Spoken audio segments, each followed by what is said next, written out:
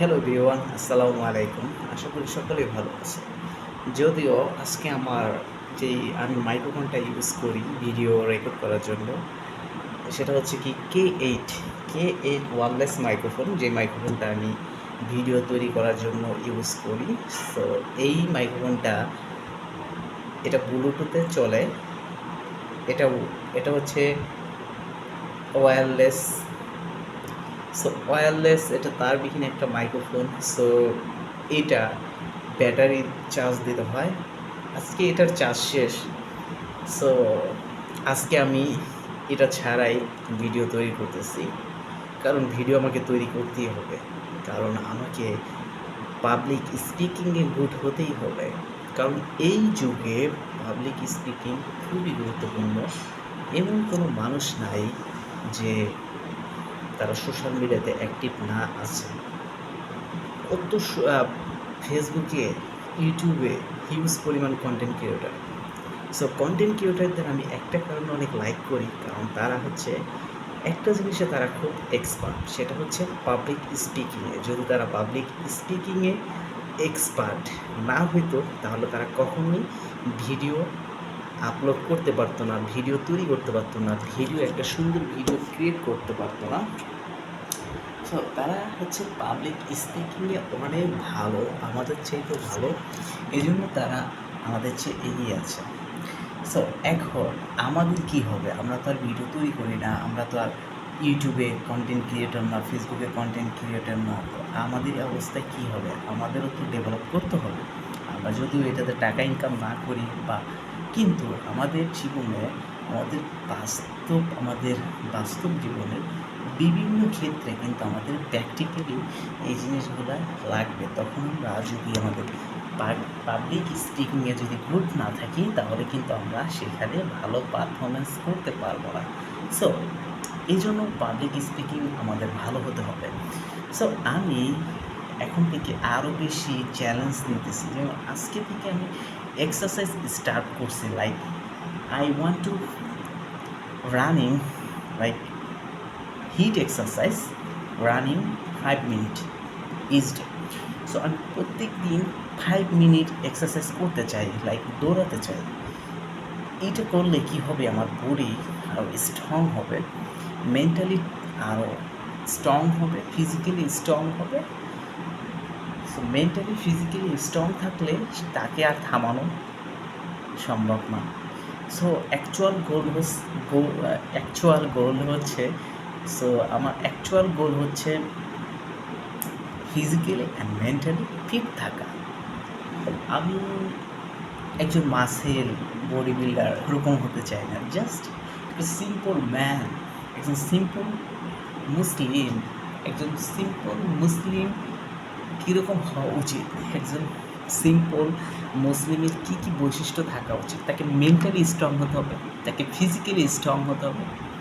কারণ একজন সিম্পল মুসলিমকে, একজন মুসলিম যুবককে মেন্টালি অনেক প্রেশার লোড নিতে হবে, ফিজিক্যালি অনেক লোড তাকে নিতে হবে। এখন সে যদি উইক থাকে মেন্টালি, সে যদি ফিজিক্যালি উইক থাকে, তাহলে তাকে দিয়ে এই জাতি ভালো কিছু আশা করতে পারে না।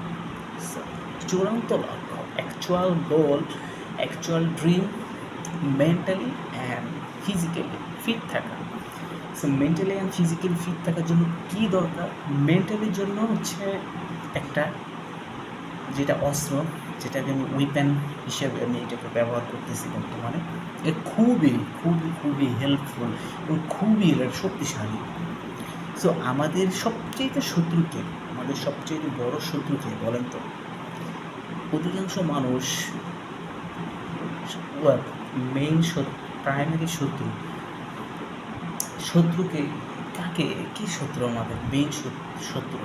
সো কেউ তার ফ্রেন্ডকে বলতে পারে, আশেপাশের কাউকে বলতে পারে, কিন্তু তারা কেউ না। আমাদের হচ্ছে অ্যাকচুয়াল শত্রু, আমাদের হার্মফুল থিংস, শত্রু হচ্ছে শয়তান।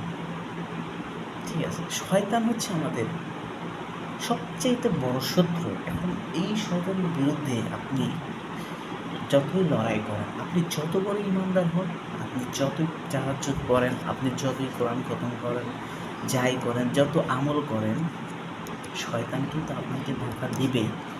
শয়তান কিন্তু আপনাকে ধোঁকা দিবেই। সো আপনার সবচাইতে বড় অস্ত্র হচ্ছে আল্লাহর কাছে সাহায্য চাওয়া। আল্লাহ যেটা আমাকে একটা অস্ত্র হিসেবে আমাদেরকে দিয়েছে, যেমন আউযু বিল্লাহি মিনাশ শাইতানির রাজিম, এইটা একটা অস্ত্র।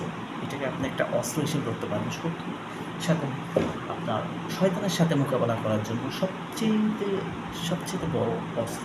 আপনি যখন এটা পড়বেন, শয়তান আপনার থেকে পলায়ে যাবে। আর আমরা অধিকাংশ ভুল, গুনাহ, পাপ কিন্তু এই শয়তানের ওয়াসওয়াসার কারণেই আমরা করি। এখন আপনি যখন টের পাবেন যে আপনার মনটা এখন অনেক রাগান্বিত বা আপনার কোনো খারাপ চিন্তা মাথায় এসেছে, তখন এটা হচ্ছে শয়তানের ধারা আপনার এরকম হয়।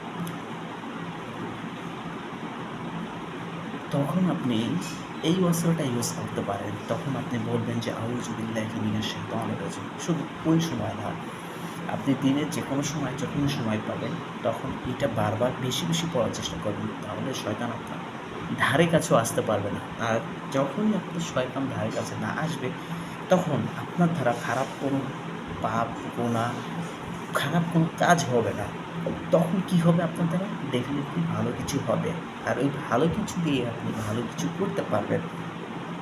দুনিয়াতেও ইমপ্যাক্ট ফেলতে পারবেন, আখিরাতের জন্য ভালো কিছু করতে পারবেন। সো এটা হচ্ছে মেন্টালি ওয়েপেন, মেন্টালি দরকার এই জিনিসটা। আর ফিজিক্যাল জন্য এক্সারসাইজ করা, এটা ফিজিক্যালি স্ট্রং করে। ওকে, এই দুইটা জিনিস যদি সাথে থাকে, তাহলে একজন গুড মুসলিম হতে বেশি সময় লাগবে না। আলহামদুলিল্লাহ, আমি এটা থেকে ভালো রেজাল্ট পাচ্ছি।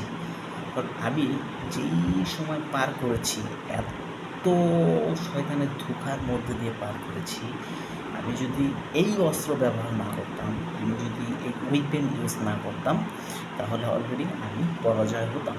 কিন্তু তারপর আমি কিন্তু এইগুলো ইউজ করে শয়তানের বিরুদ্ধে সক্ষম হয়েছি।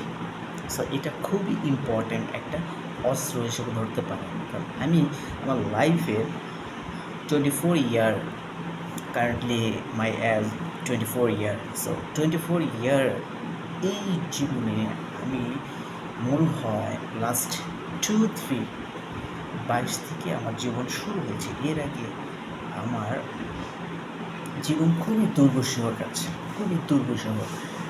এত মেন্টালি প্রেশার মধ্যে দিয়ে গেছে আমার জীবন, এত মেন্টালি প্রেশার দিয়েছে যে আমি এত রং মিস্টেক কাজ করেছি এই পর্যন্ত, সেটা কল্পনার বাইরে। কিন্তু আলহামদুলিল্লাহ, এখন আমি রিয়ালাইজ করতেছি, এখন আমি সলিউশন খুঁজতেছি। আমি বুঝতেছি যে আমার কোথায় ভুল হয়েছে, কোন জায়গাগুলো না করা উচিত ছিল। কিন্তু শয়তানের সাথে মোকাবেলা করাটা অতটা সহজ ছিল না, এবং অস্ত্র আমার কাছে ছিল না, যে জন্য শয়তান আমাকে দিয়ে অনেক ভুল, অনেক পাপ, অনেক ওয়াসওয়াসা দিয়েছে। কিন্তু আলহামদুলিল্লাহ, এখন আমার কাছে অস্ত্র আছে। এখন শয়তানের বিরুদ্ধে আমি মোকাবেলা করার জন্য স্ট্রং পজিশন আছে। আলহামদুলিল্লাহ, আলহামদুলিল্লাহ, মহান আল্লাহ তাআলার কাছে হাজার ভালোবাসা। আজকে এই ভিডিওটা এই পর্যন্ত। দেখা হবে আগামীকাল অন্য কোনো একটি ভিডিওতে। সে পর্যন্ত ভালো থাকবেন, সুস্থ থাকবেন। আল্লাহ হাফেজ।